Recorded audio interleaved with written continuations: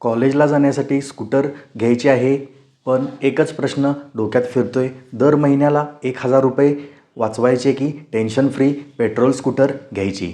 आज 5 मिनिटात क्लिअर करतो तुमच्यासाठी एक्झॅक्ट बेस्ट ऑप्शन कोणता. नमस्कार मंडळी, 10वी-12वीच्या विद्यार्थ्यांचा शाळेचा रिझल्ट्स लागण्याचा टाईम सुरू होणार आहे, जवळ आला आहे आणि बऱ्याच विद्यार्थ्यांना कॉलेजला जाण्यासाठी एक स्कूटर घ्यायची प्लॅनिंग आहे. पण आजची खरी कन्फ्युजन आहे, स्कूटर ही इलेक्ट्रिक घ्यावी की पेट्रोलची. मी संदेश आणि तुम्ही पाहताय टेक इनसाइडर मराठी. चला एकदम प्रॅक्टिकल कंपॅरिझन करूया. सगळ्यात आधी गाडी घेताना किती पैसे लागणार ते बघूया. पेट्रोल स्कूटर्स साधारणपणे 1,00,000 ते 1,20,000च्या आसपास मिळतात. इलेक्ट्रिक स्कूटर्सची सुरुवातही जवळपास तिथूनच होते, पण चांगले मॉडेल्स घेतले तर 1,50,000 ते 2,00,000पर्यंत जातात स्कूटर्सचे. थोडक्यात सुरुवातीला पेट्रोल स्कूटर खिशाला हलकी वाटते. रोजचा खर्च कॅल्क्युलेट करायचा म्हटले तर रिअल गेम चेंजर कोण, तर आता खरी मज्जा इथे आहे. पेट्रोल सध्या 104 रुपये आहे. ॲव्हरेज मायलेज धरलं तर 1 किलोमीटर मागे 2 रुपये खर्च होतो पेट्रोलमध्ये. इलेक्ट्रिकमध्ये एकदा स्कूटी फुल चार्ज केली तर त्याकरिता 15 ते 20 रुपये खर्च येतो व त्याची रेंज आहे सुमारे 80 किलोमीटर.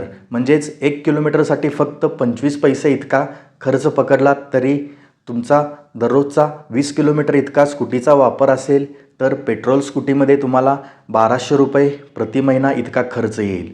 त्या जागी इलेक्ट्रिक स्कूटी वापरली तर तुम्हाला 150 रुपये प्रति महिना असा ट्रॅव्हलिंग खर्च होईल. म्हणजे महिन्याला 1000 रुपयांचा फरक. आता electric scooty versus petrol scooty या दोन्हीचे मेंटेनन्स कॉस्ट बघूया.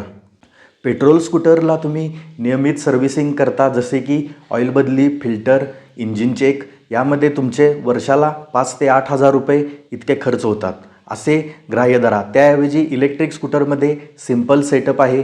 तुम्हाला पेट्रोल गाडीसारखे इंजिन नाही, ऑइल बदलायला लागत नाही. म्हणजेच इलेक्ट्रिक स्कूटरमध्ये तुमचा वर्षाला फक्त 1 ते 2,000 रुपये इतका खर्च येऊ शकतो. पण इथे एक पॉईंट लक्षात ठेवा, EVची बॅटरी 5-10 वर्षांनी बदलावी लागली तर बॅटरी बदलायचा खर्च हा जास्त येतो. त्यामुळे हा पॉईंट बॅलन्स्ड आहे. लोक EV स्कूटी घेण्याआधी घाबरतात, बॅटरीमध्येच रस्त्यात चार्जिंग संपलं तर काय करायचं.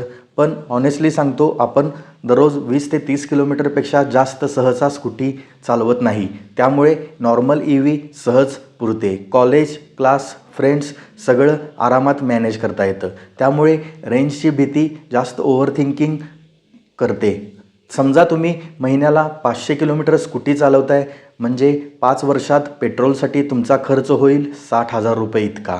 व पेट्रोल स्कूटीचा मेंटेनन्स समजा जसे की ऑइल बदली, स्पेअर पार्ट्स चेंज करणे, इंजिन काम यासाठी 25,000 रुपये इतका जरी खर्च पकडलात तरी टोटल खर्च होईल 85,000 रुपये इतका. व त्या जागी इलेक्ट्रिक स्कूटीसाठी चार्जिंग खर्च पकडा 7,500 रुपये व मेंटेनन्स कॉस्ट जरी 10,000 रुपये पकडलात तरी टोटल खर्च होतो 17,000 ते 18,000 रुपये इतका. या दोन्हीमधील डिफरन्स होतो 60,000 रुपयाच्या आसपास. म्हणजेच EV लाँग रनमध्ये क्लिअर विनर आहे.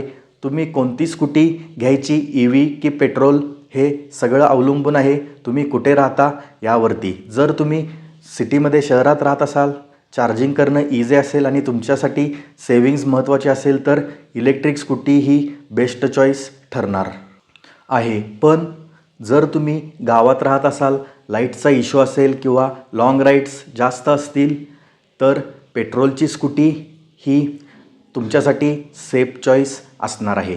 तर आता कन्फ्युजन क्लिअर झाला असेल. तुम्ही कोणती स्कूटी घेणार, इलेक्ट्रिक की पेट्रोल, कमेंटमध्ये मला नक्की सांगा. आणि अशाच रिअल लाईफ कंपॅरिझनसाठी टेक इनसाइडर मराठी या यूट्यूब चॅनलला नक्की सबस्क्राईब करायला विसरू नका. धन्यवाद.